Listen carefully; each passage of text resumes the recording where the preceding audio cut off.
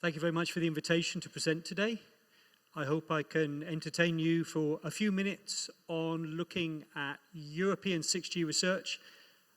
And rather than just talking about what we are going to be doing, start looking at what we've actually done and some of the research that's actually feeding into 6G and what 6G will be. So let me start by explaining where I'm coming from. So I'm here as chairman of the board of the 6GIA. The 6GIA, or 6G Industry Association, is a European association which tries to represent European industry in all things 5G and 6G. To do this, we have a membership of about 430 organizations, and that encompasses not just the large telecom players, the Deutsche Telekom and Orange and Nokia and Ericsson, but we have also the academics and the research institutes and many of the verticals, many of these other domains that we're trying to bring telecoms technology into. All of those are within the association so that we can correctly identify what is the right technology and the right answers for Europe.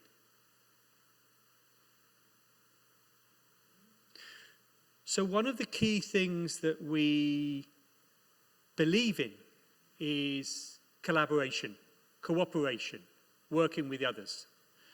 First, let me apologize because I have not updated the logo here. That should be 6G Forum. I apologize, my mistake. It's one of those things. I noticed it just before I got up on the stage and thought, oh, too late to change. Okay, I think we all know it has been changed its name, and I will certainly update the slides after this meeting. But the important point here is that we need one global 6G standard. And to enable that, it means that 6G cannot be dictated or defined by one country or one region. We need to work together. And that is why events like this one are so important. A chance to see various different viewpoints from different parts of the world, and hopefully to begin cooperation and collaboration to make sure that that one 6G standard meets the requirements of everyone. Be that expanding the inclusiveness as was presented in the first presentation, or trying to cover some of those key use cases which are specific or emphasized in certain regions. So when we come to, for instance, India, then having wide area coverage to bring in rural areas is absolutely vital. And we see that there are special areas or areas of focus in many of the regions and countries. So we need to work together. We need to develop a 6G that will solve all of these use cases and problems. And the only way we'll get there is working together. What else do we do? We publish quite a large number of white papers, as many of the regional and national organizations do. These are all available on the web. Some of them hopefully are quite interesting. And really the focus is mainly on this 6G strategy, this transition from 5G to 6G, and then looking at various different verticals and how we can bring them into the 6G or the 5G world. So what I want to spend the rest of the presentation talking about is something called 6G Smart Networks and Services. So this is a large European research program which aims to bring leadership in 6G, or at least input into 6G from Europe. And there is major investment here. We're talking about at least 1.8 billion euros over the lifetime of this program. So a major investment. And this is jointly run by my own organisation, 6GIA, and the European Commission. So together, we lead this programme and try and drive it in the right direction. What are we trying to achieve? Well, clearly we want Europe to have an influence on 6G. Beyond that, we want to make sure that we have global collaboration. So we have already had joint research projects with Japan, with Korea, with US. We'll be looking to expand that to India and other areas. So actively working together, trying to decide what 6G should be. But beyond that, we want to make sure that 6G technology has some of the key aspects which are values in Europe. Maybe it seems strange to talk about values and technology. Are they not separate? In actual fact, not. And let me give an example. One of the examples would be the importance of personal data and securing that personal data. If we look at the internet today, it's a wild west. Your personal data is spread all over the place. You have no control, no protection, no security. And certainly in Europe, this is a key issue. We want to see the user having control of their information, knowing where it's being used, controlling where it's being used. And to respect that value, you need to make sure the technology, the 6G, has the ability to do that. So this is a societal value which needs to be reflected in the technology we develop. And this is one of the aspects of this program, trying to make sure that 6G standard that we develop together will actually meet some of these critical requirements to respect some of the societal values from Europe. And clearly it's not just a value in Europe. Many other places in the world would have the same values.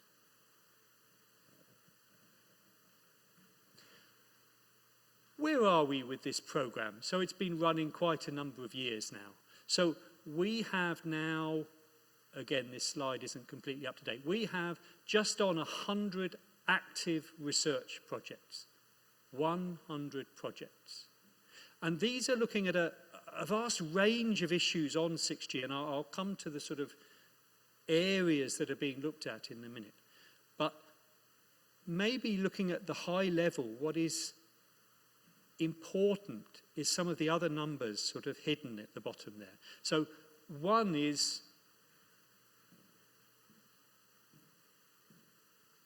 the number here. So 33 participating countries. That means organizations from 33 separate countries have been involved in these research projects. Why is that important?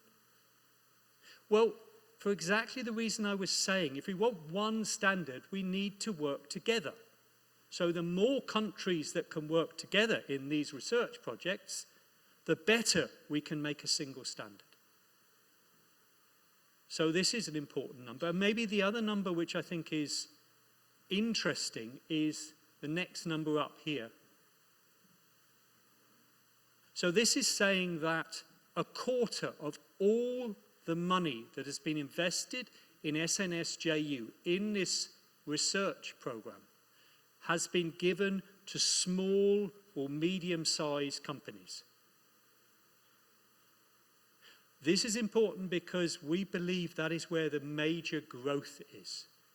We believe the next Facebook, the next Google will be coming from new ideas which will be generated typically from these SMEs, from these small organizations. So that is a clear goal we have and something that up till now we have achieved. Okay, that's all very general and perhaps interesting. Let's have a little look at what have we actually achieved. Where have we actually made an impact? Before I get there, this is a very busy slide, and forgive me at the back, you have no chance of reading this. To be honest, even standing here, it's a little bit complicated. What it does is it tries to map out all of the individual research projects and what they're actually looking at in terms of which network domain, which enabling technologies, and various other stuff. And if you look on the website, you can actually click on the individual projects and see what they're doing. So I'm not showing this to confuse the audience or some sort of eye test for people at the back of the room. The point I'm trying to make is this program covers a very wide scope. So everything from fundamental microelectronics and physical layer all the way up to applications and the entire scope, including operations and where you're going. And this is necessary because as we're moving from 4G, 5G, 6G, one of the key aspects there is trying to integrate more technology into the same system. And that's why as we're developing this technology, we need to have all the bits together. All the bits can be seen almost like a jigsaw puzzle, that we've got various different pieces. So physical layer, protocol stack, core. Those pieces need to fit together, which is why we need a broad spectrum research program.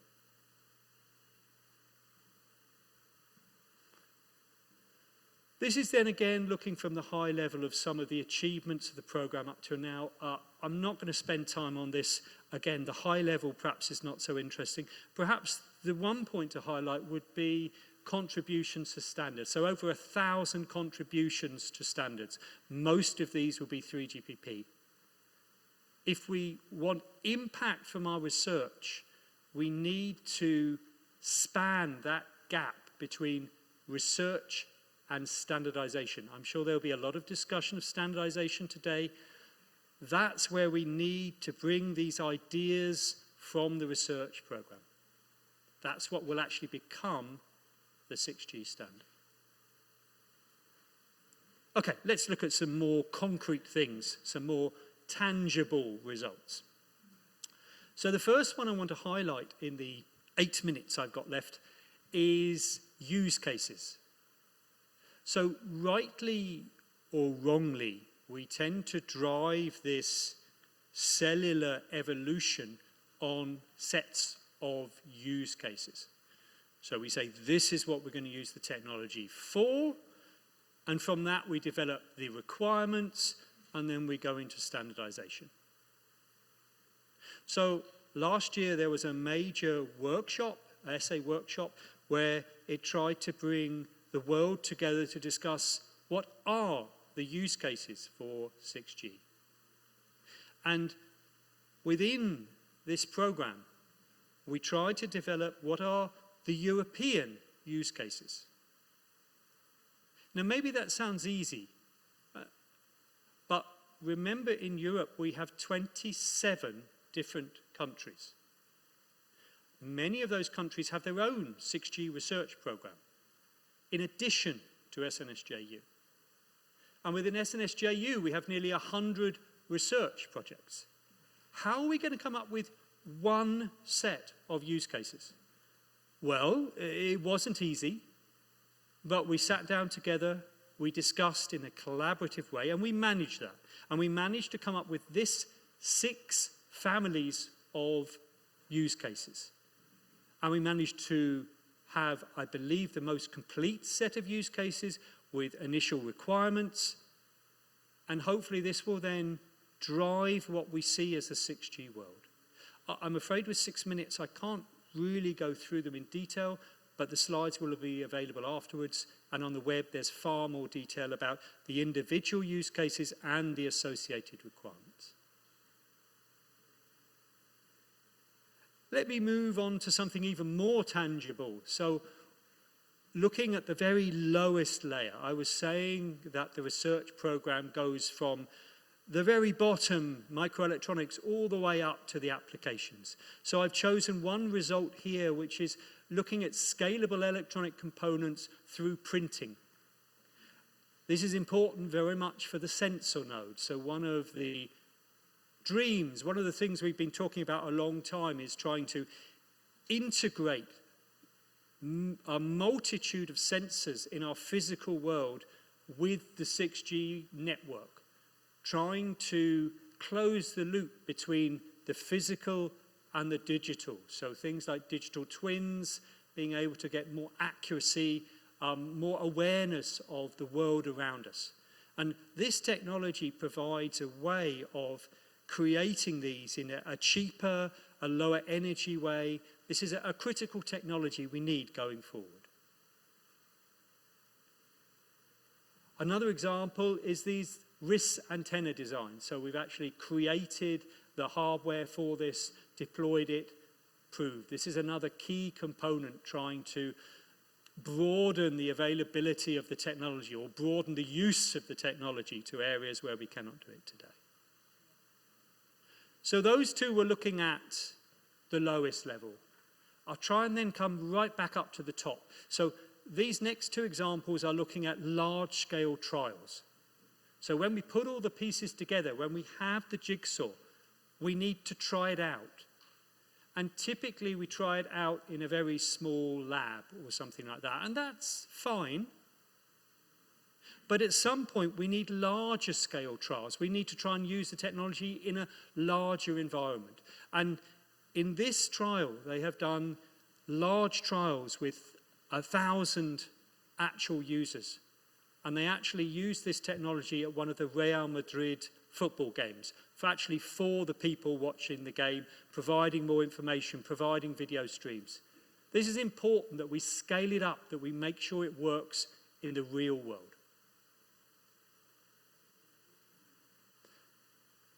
Then another example of trials or use cases, and this is for a port.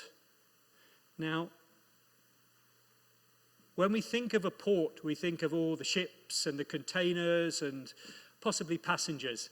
It sounds a use case, but it doesn't necessarily sound compelling.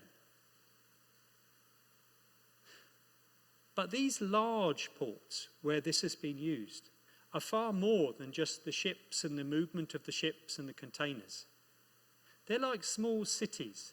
They have their own road system, they have their own schools, they have their own power supply, their own water supply. They are literally like part of a city or a small city. And so if we can use this technology in a port, if we can prove that it brings advantage, not just to the shipping and the containers, but to the whole societal aspects of rubbish, of water, of power, then we have a chance of actually realizing some of those dreams of smart cities. We always talk about smart cities, but it seems incredibly difficult to actually deploy them. So this is a chance of actually showing that in a more constrained way, but hopefully a compelling use case that will prove the technology and provide new markets going forward. The last result I want to talk about is about trying to bring, well, it's about collaboration. It's trying to bring various different projects, various different test platforms together. So this is a system which brings together 14 different test platforms into one system. So one access point for a user to actually see what is available and use it together. And this again is an important direction we need to follow. And this is perhaps something we can also talk across regions or across countries going forward, that we provide a way of integrating our ideas of 6G, because in the end, we need that one system. So that was pretty much what I wanted to present. I hope that was interesting. I've tried to show that we have major 6G research going on in Europe, that we have 100 projects already up and running, which I think is important, and that we're beginning to see real results, both in terms of influencing standardization, but also in terms of microelectronics and trials and the key things for the future. And with 40 seconds left, so that we can all go early to coffee, I will hand back. Thank you, sir.